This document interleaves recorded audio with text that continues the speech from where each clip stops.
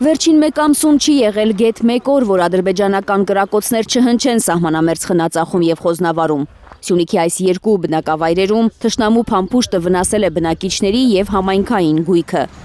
Այս օրերին գրեթե ռեժիմով կրակում են նաեւ Գեղարքունիքում եւ Տավուշում։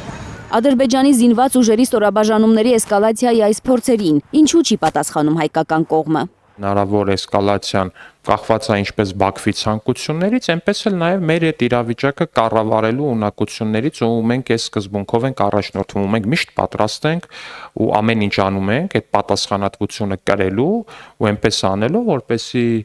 մեր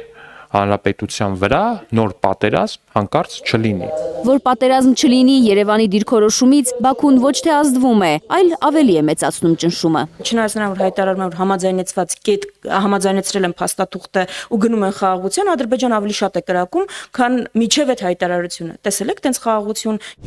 Խաղաղության համաձայնագիրը հնարավորինս շուտ ստորագրելու հայկական կողմի առաջարկին փամփուշտներով պատասխանող Ադրբեջանը արդեն արդյունք ունի։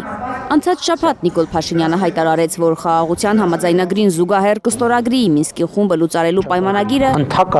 եւ որ նոր սահմանադրությունից հանվելու է հղումը անկախության հռչակագրին, որտեղ հիշատակվում է Արցախը Հայաստանին վերամիավորելու Հայաստանի Գերագույն խորհրդի որոշումը եւ որով Հայաստանը երաշխավորում է սատարեք կանգնելու Հայոց ցեղասպանության միջազգային ճանաչման գործին։ Երկուսն էլ Ադրբեջանի պահանջն է։ Ադրբեջանը վերջին 5 տարում սովորել է, որ սպառնալիքի լեզվով խոսելու դեպքում, որ ահաբեկչական, այդ թվում նաև տեղեկատվական ահաբեկչական արշավներ իրականացնելու պարագայում ինքը ստանում է ավելին, քան կարող էր պատկերացնել, որովհետև ինքը պարզապես պատերազմի սպառնալիքով անցած տարի Տավուշում ստացել է Տավուշյան առաջնագծի կազմաքանդում։ Մեկը ճնշում է, մյուսը զիջում։ Այս տրամաբանությամբ է ընթանում Հայաստանի եւ Ադրբեջանի բանակցությունը առանց միջնորդների, նկատում է խորհրդարանական ընդդիմությունը։ Համաշխարհային կոնֆլիկտների պատմությունը ցույց է տվել, որ երբեք առանց միջնորդի, առանց երաշխավորի նման բանակցություններ չեն ընթանում։ Երբեք չկա տենց դեպք պատմության մեջ։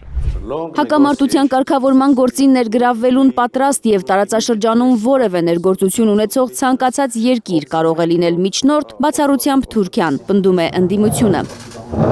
Ակնհայտ է, որ Թուրքիան ոչ թե հայերի, այլ ադրբեջանցիների շահերի կողմնակիցն է։ Մինչդեռ ըստ պատիվ ունեմ խմբակցության ղեկավարի Նիկոլ Փաշինյանը դեմ չէ թուրքական միջնորդությանը։ Դրա վկայությունը ըստ Մամիջանյանի մեկ օրում ԱՄՆ պետքարտուղարի երկու հեռախոսազրույցներն են՝ նախ Հայաստանի վարչապետի, ապա Թուրքիայի արտգործնախարարի հետ։ ԱՄՆ պետքարտուղարը խնդրել է կամ առաջարկել է, որպեսզի Թուրքիան աջակցի Ամերիկայի Միացյալ Նահանգներին հարավային Կովկասում խաղաղության հաստատման հետ կապված։ Երբ դու կապում ես այդ երկու իրադարձությունները, ստանում ես, որ այն ինչի մասին մենք մի քանի ամիս առաջ խոսում էինք, որ Փաշինյանը դեմ չի, որպեսզի Թուրքիան լինի միջնորդ հայ-ադրբեջանական հարաբերություններում, արդեն իրականություն է։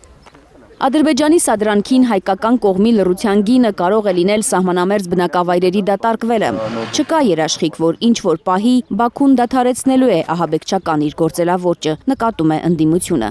Մինչդեռ ճիշտ միջնորդությամբ բանակցությունը կարող է կտրուկ փոխել իրավիճակը հօգուտ հայկական կողմի։ Թերեզա Կադաևչյան, Նորեր Հակոբյան, Հայլուժ։